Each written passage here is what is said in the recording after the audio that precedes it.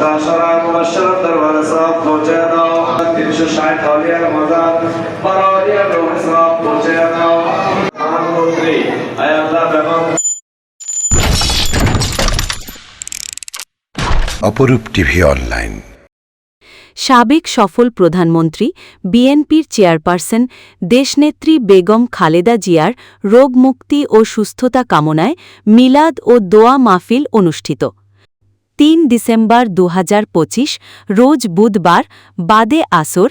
দক্ষিণ কাট্টলী ১১ নং ওয়ার্ড যুবদলের উদ্যোগে স্থানীয় কাজিরদিঘি জামে মসজিদে সাবেক সফল প্রধানমন্ত্রী বিএনপির চেয়ারপারসন দেশনেত্রী বেগম খালেদা জিয়ার রোগমুক্তি ও সুস্থতা কামনায় মিলাদ ও দোয়া মাহফিল অনুষ্ঠিত। এ সময় উপস্থিত ছিলেন চট্টগ্রাম মহানগর যুবদলের সাবেক সফল সহসভাপতি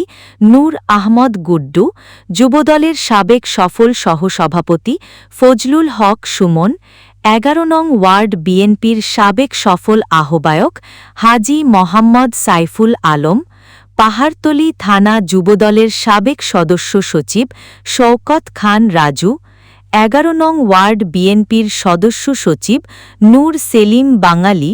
১১ নং ওয়ার্ড যুবদলের সাবেক আহ্বায়ক মুজাহিদি ইসলাম সওদাগর, ১১ নং ওয়ার্ড যুবদলের যুগ্ম আহ্বায়ক আব্দুল হাসান আশিক, মোহাম্মদ আমজাদ হোসেন নেপু, কৃষক দলের সাধারণ সম্পাদক ফরিদ আহমদ। এতে আরও উপস্থিত ছিলেন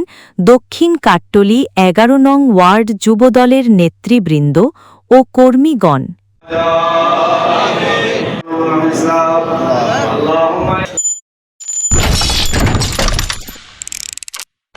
অপরূপ টিভি অনলাইন।